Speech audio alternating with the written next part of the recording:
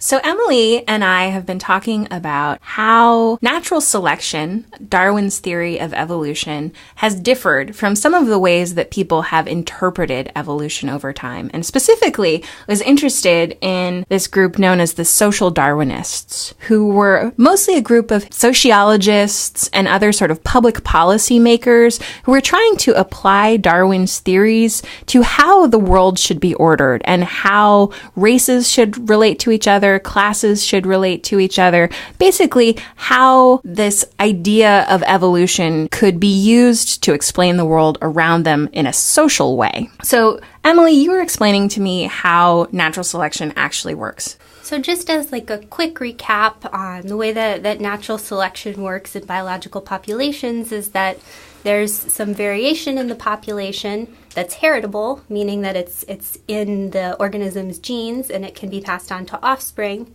And if that variation affects how well the organism can survive and reproduce, so if it affects how many offspring it's able to leave behind in the next generation, then it's possible for certain traits that are well suited to the organism's immediate environment to become more and more common in the population over generations. So that's kind of the idea of natural selection in a nutshell.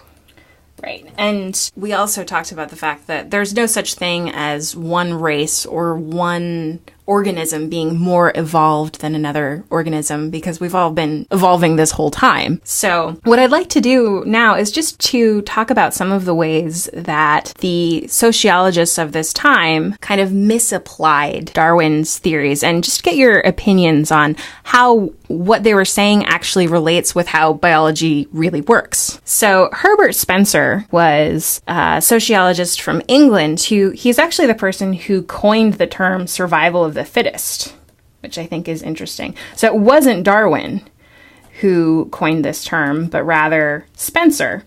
And I think what was animating people like Spencer and other social Darwinists in this time was just to say, why are some people in a better social position than others? So why are some people poor versus rich? Why do African Americans or people from colonized nations have a worse situation in the world than people in civilized nations, or civilized kind of in air quotes from that time period? And what Spencer said was, oh, this must be Darwinism, right? It must be that people who are wealthy are better adapted to their environment. They're more evolved than people who are poor.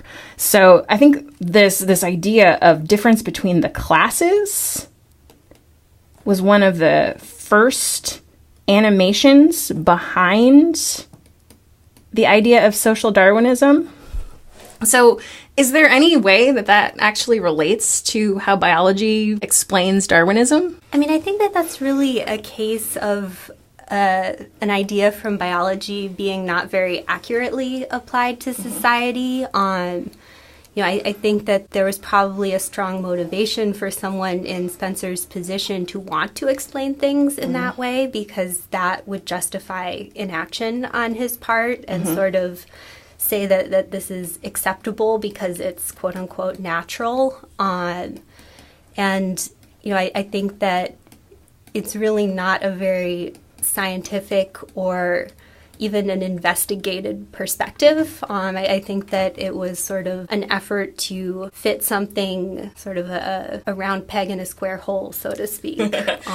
Yeah, it's interesting as I've been learning more about this. I've noticed that people in general seem to take up one of these explanations for like how the universe works and then try to apply it to everything, even if it might not necessarily apply. So yeah, I think your word inaction here is really accurate, because one of the things that Spencer is just wondering about is, like, should the government do something for people who are poor, for people who are in a bad position? And he basically says no, because his idea is that if the government helps them, then you're interfering with this survival of the fittest, and that those sorts of people should naturally be bred out of the populace to make the race more evolved. So is there any truth into this idea that you could make the human race more evolved by breeding out certain parts of it? My tendency would would be to say that any program designed to reduce variation in a biological population is probably not going to be beneficial for that population. Okay.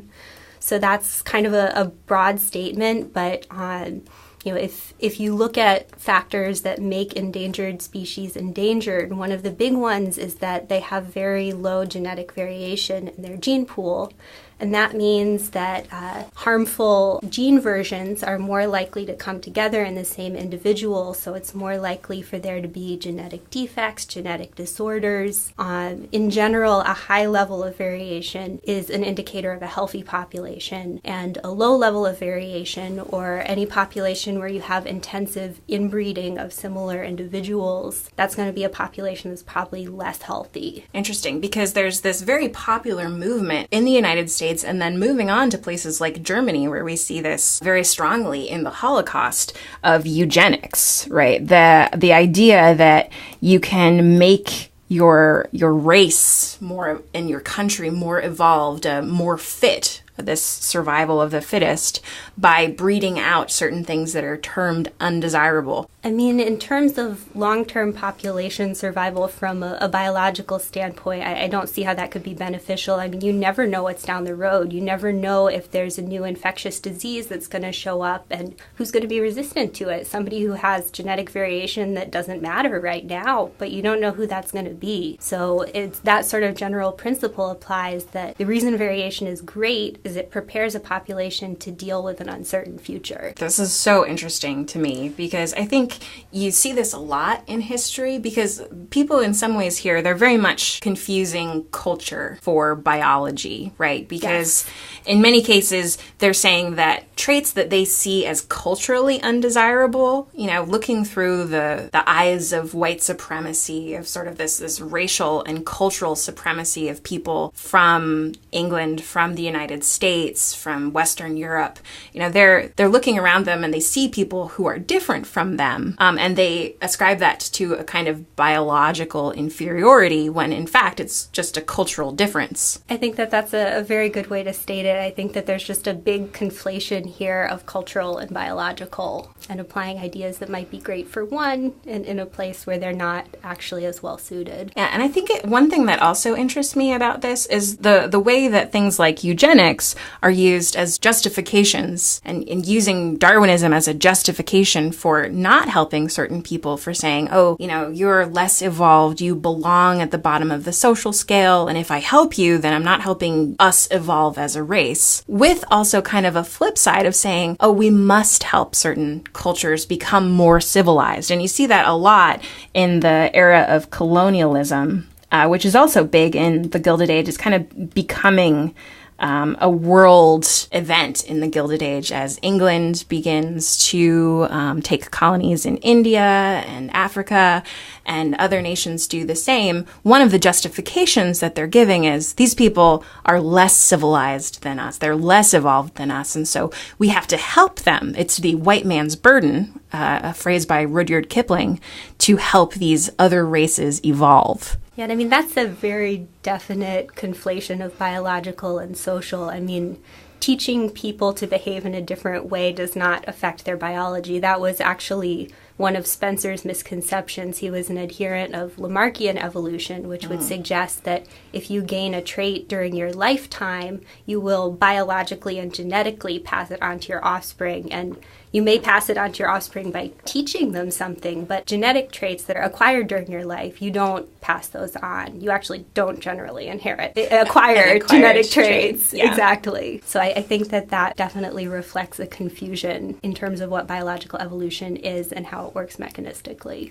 Yeah. So I think if there's anything for us to take away from this, it's that, one, that there's no such thing as one person being more evolved than another person, or one race being more evolved than another race. I think there's actually not much of a biological basis for the concept of race to start with, since human beings are biologically, like 99.9% the same? Yeah, I mean, from everything that I've seen, race is really something that people have come up with in an effort to categorize the world around them, but it's not actually reflected very meaningfully in people's genetics. There are certain very superficial physical traits that are inherited that we define as quote-unquote race, but if you actually look at the genomes of the people who belong to a particular racial group that is socially defined, there's a huge amount of variation there, and there's much more variation within what we would consider a race than there are differences that separate races. It's